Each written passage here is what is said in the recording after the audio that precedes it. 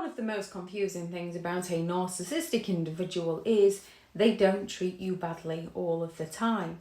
And as they can treat you oh so well when they want something from you and then blame you when they're treating you horrifically, it's very difficult and challenging to recognise what you are going through. And as we can all have our off days, we can all have our bad days, we can all have our moods, we can all have our lack of sleep, we tend to think that the narcissist is coming from the place that we're coming from, when they're not. They're coming from their lack of empathy, their exploitative and envious nature.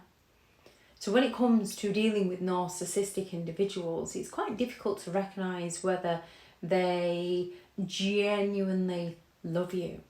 And here are a few signs that they actually don't. That inconsistent attention. They shower you with attention, affection and support as and when it suits them, as and when they need something from you, be it an enabler, an alibi, a favour, a possession, whatever it is they need from you, validation.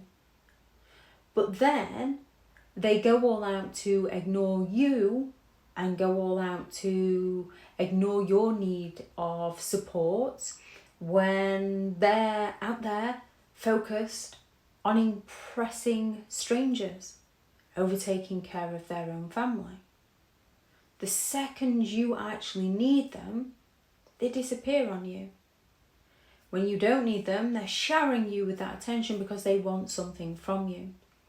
There's a lot of self-centered conversations. Now, in the beginning, they can ask all about you to get to know you, to mirror you so that they can future fake with you and exploit you to get their needs met by you.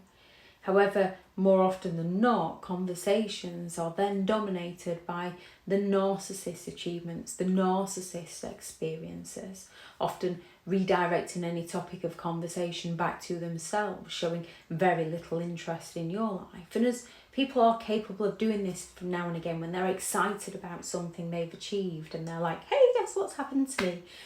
It happens, yet when someone goes to them to talk about their achievement, genuine people are like interested in the other person as well.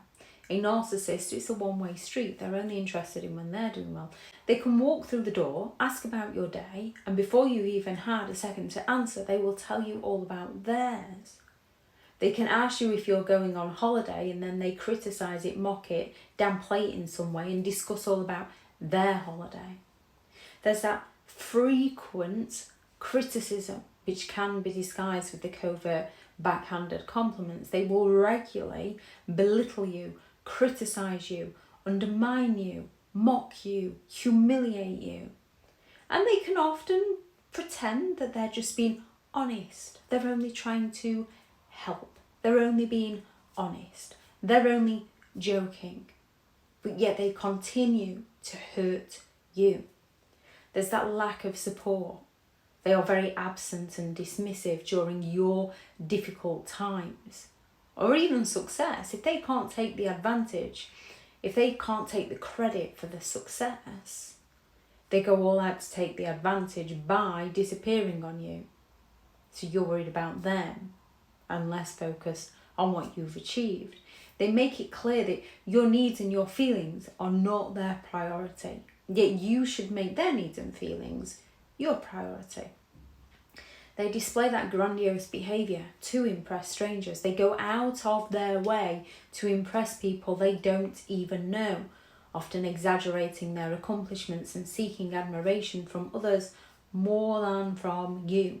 You can give a narcissistic person some constructive feedback that is of benefit to them. They will mock you, they'll tell you that you're stupid, that you're dumb, they'll ignore you.